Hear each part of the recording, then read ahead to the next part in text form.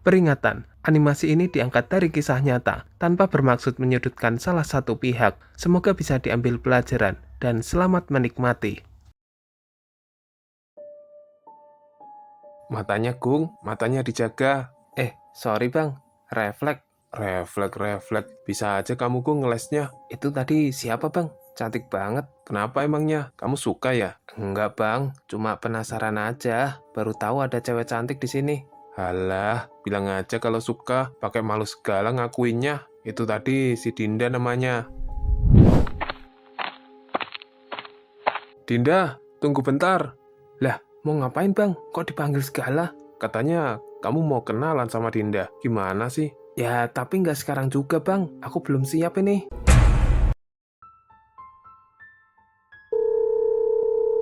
Halo? Iya, halo Sam. Ada apa Sam? Ini, Gung, aku lagi butuh barang. Kira-kira ada nggak stoknya? Oh, ada kok. Tenang aja. Aku mah selalu ready stoknya. Ya udah, nanti sore bisa antar nggak? Waduh, aku nggak bisa kalau sore ini nganter Sam. Paling nanti malam sekitar jam 9-an baru bisa. Lah, kenapa nggak bisa? Biasanya juga sore kamu ngantar barangnya. Iya, tapi aku hari ini lagi banyak orderan, jadi nggak bisa langsung nganter ke kamu. Oh, ya udah deh, malam aja nggak apa-apa. Aku tunggu di tempat biasa ya, Gung. Oke, siap Sam.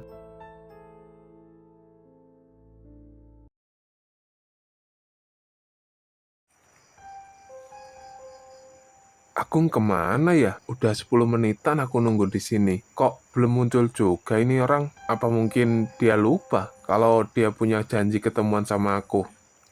Aku tunggu aja deh 15 menit lagi. Kalau nggak datang-datang lewat dari itu, udah aku tinggal aja deh.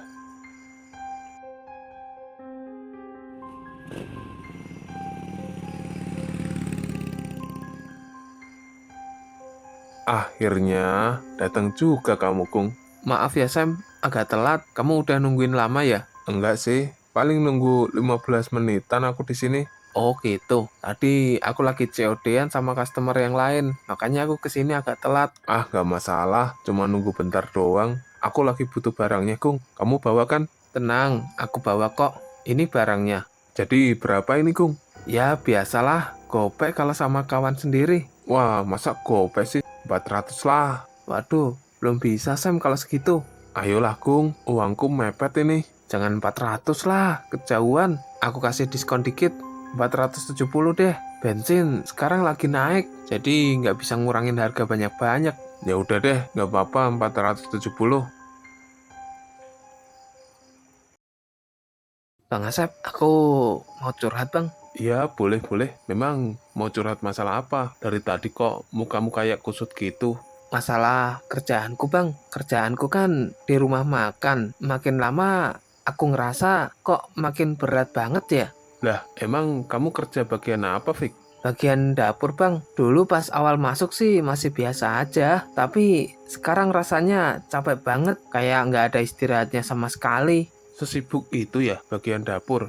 Kalau sibuk mah, jangan ditanya bang, sibuk banget. Dari buka sampai tutup, pesanan datang terus. Baru selesai masak satu pesanan, masuk lagi pesanan baru. Belum kalau lagi jam makan siang, rasanya tangan nggak pernah berhenti kerja bang. Belum lagi harus nyiapin bahan, bersihin dapur, cuci peralatan yang dipakai. Pokoknya kerjaan tuh numpuk terus.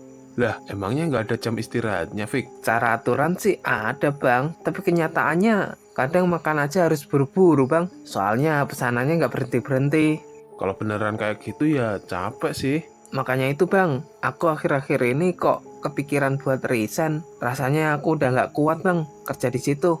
Tapi kalau bahas masalah capek, semua orang kerja juga capek, Fik. Dunia kerja itu memang rata-rata begitu, Fik. Nggak ada yang santai. Iya sih, tapi minimal bisa istirahat lah bang. Lah tempatku kerja nggak bisa bang.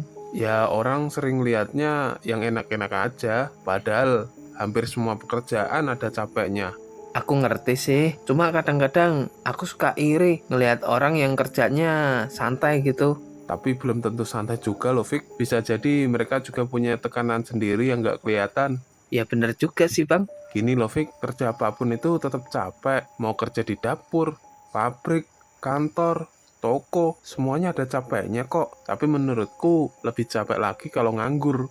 Iya bang, Serius, Aku pernah nganggur beberapa bulan dulu, Fik. Rasanya tuh malah lebih berat daripada kerja. Lah, emang kenapa bang? Ya karena tiap bangun tidur kepikiran duit. Mau pergi nggak punya penghasilan. Mau beli ini itu mikir-mikir lagi. Belum lagi kalau lihat teman-teman sudah kerja semua. Apalagi kalau kena omongan tetangga, Fik. Oh gitu. Iya, kadang mereka nggak bantu apa-apa, tapi komentarnya paling depan. Nah, itu yang paling serem juga bang. Makanya aku juga takut atau khawatir kalau sampai keluar kerja terus nggak dapat kerjaan lagi bang. Itu mah wajar, ada kekhawatiran. Semua orang juga begitu. Jadi menurut abang, aku harus gimana? Kalau menurutku pribadi ya, jangan resign dulu. Cuma karena lagi emosi atau lagi capek sesaat. Maksudnya bang? Ya pastikan dulu kamu memang benar-benar sudah nggak betah, bukan cuma karena lagi banyak kerjaan minggu ini. Kalau memang sudah dipikir-pikir secara matang, kamu merasa tempat itu nggak cocok, ya nggak ada salahnya cari tempat kerja lain. Toh, kamu sekarang juga belum berkeluarga, belum punya istri, belum punya anak, jadi masih gampang untuk ganti-ganti kerjaan. Beda cerita kalau sudah punya istri dan anak, nggak bisa keluar kerjaan gitu aja, karena punya tanggungan besar yang harus dinafkahi setiap hari.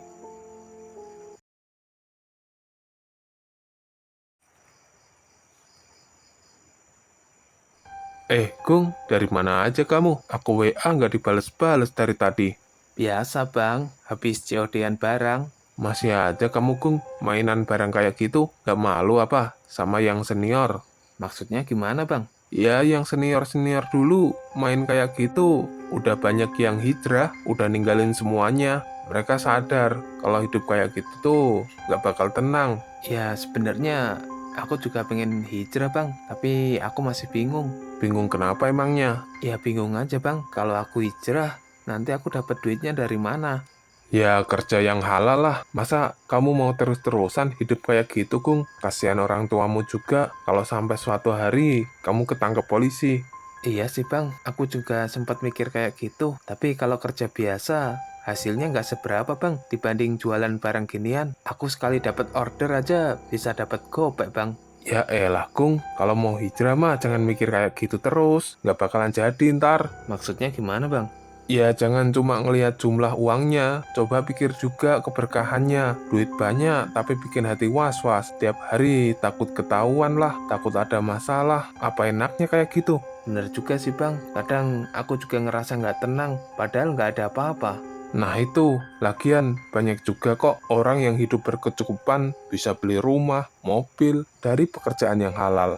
Tapi rasanya susah bang cari duit yang halal. Ya karena kita belum nemu aja jalannya, jadi kelihatannya susah cari rezeki halal. Padahal kalau orang udah niat berubah dan berusaha, biasanya ada aja jalan yang kebuka. Oh gitu ya bang. Iya, makanya kamu tuh masih muda, jangan sampai masa depanmu rusak gara-gara keputusan hari ini. Iya bang, Coba bayangin orang tuamu, mereka pasti pengen lihat anaknya jadi orang bener dan kerja yang halal. sebenarnya aku juga takut ngecewain orang tua sih. Nah, berarti hati kecil kamu masih ngasih tanda, tinggal kamu aja berani ngambil langkah atau enggak. Cuma aku masih ragu-ragu aja bang, takut nggak ada penghasilan nantinya. Semua orang yang berubah pasti ada rasa takut untuk meninggalkan zona nyamannya, tapi bukan berarti nggak bisa. Ya pelan-pelan aja lah, cari kerja yang halal dan belajar keterampilan baru. Iya bang, Udah, mending kamu ikut sama aku aja hijrah. hijrah gimana bang? Besok kita berangkat bareng ke majelis taklim sehabis maghrib. Emang mau ngapain kita di sana? Gimana sih kamu? Ya ngaji lah, denger ceramah ustadz, biar hati itu bisa tenang. Kadang orang itu butuh lingkungan yang baik supaya pikirannya ikut berubah. Kalau nongkrongnya sama orang yang ngajak kebaikan, biasanya kita juga jadi ikut baik. Oh gitu ya bang. Keesokan harinya, Agung dan Asep berangkat ke majelis taklim untuk mendengarkan ceramah. Namun setelah pengajian selesai, Agung tak sengaja melihat wanita cantik yang baru saja ikut pengajian. Matanya Gung, matanya dijaga. Sorry bang, refleks. Refleks, bisa aja kamu Gung ngelesnya. Itu tadi siapa bang? Cantik banget. Kenapa emangnya? Kamu suka ya? Enggak bang, cuma penasaran aja. Baru tahu ada cewek cantik di sini.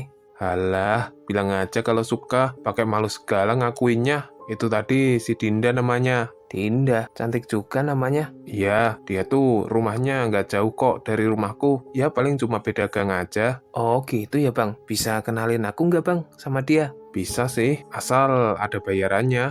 Ya elah bang, pakai minta bayaran segala sama temen. Bercanda, Gung, bercanda. Kalau masalah itu mah gampang. Yang penting kita balik dulu aja. Kalau bahas Dinda terus, nggak pulang-pulang kita ntar. Iya bang, iya. Saat itu, Agung mulai jatuh cinta pada pandangan pertama. Ia pun jadi semakin rajin datang ke majelis taklim. Hingga suatu hari, Agung berkenalan dengan Dinda. Dinda, tunggu bentar. Lah, mau ngapain bang? Kok dipanggil segala? Katanya, kamu mau kenalan sama Dinda. Gimana sih? Ya, tapi nggak sekarang juga bang. Aku belum siap ini. Udah tenang aja, nanti aku yang ngomong duluan. Iya deh bang. Ada apa ya Bang Asep? Nggak ada apa-apa kok Dinda, aku cuma mau nyapa aja. Oh iya, kenalin ini, temenku, Agung. Salam kenal mbak. Iya Mas, salam kenal juga. Ini temen tongkronganku, dia dari desa sebelah. Cuma baru beberapa hari ini, dia ikut majelis taklim di sini. Oh gitu, pantas aku nggak pernah lihat wajahnya Mas sebelumnya. Iya mbak, sebenarnya saya juga awalnya diajak Bang Asep untuk ikutan. Nggak taunya malah keterusan. Ya bagus dong berarti Mas. Iya mbak. Jangan panggil saya Mbak Mas, panggil aja Dinda. Oh iya mbak. Maksudku Dinda. Maaf ya Dinda, emang si Agung ini suka grogi kalau deket cewek cantik. Iya, nggak apa-apa kok Bang Asep. Ya udah ya Bang, aku mau balik dulu ke rumah. Takut kemalaman dicariin Bapak. Iya Dinda, hati-hati ya, kapan-kapan kita lanjut obrolannya ya. Iya Bang, Assalamualaikum. Waalaikumsalam. Gimana Gung, aman kan? Aman sih aman bang. Tapi aku kan tadi jadi kelihatan grogi gitu. Ah, nggak masalah itu mah. Yang penting kan kamu udah kenalan sama si Dinda. Iya bang, makasih ya udah bantuin. Sama-sama.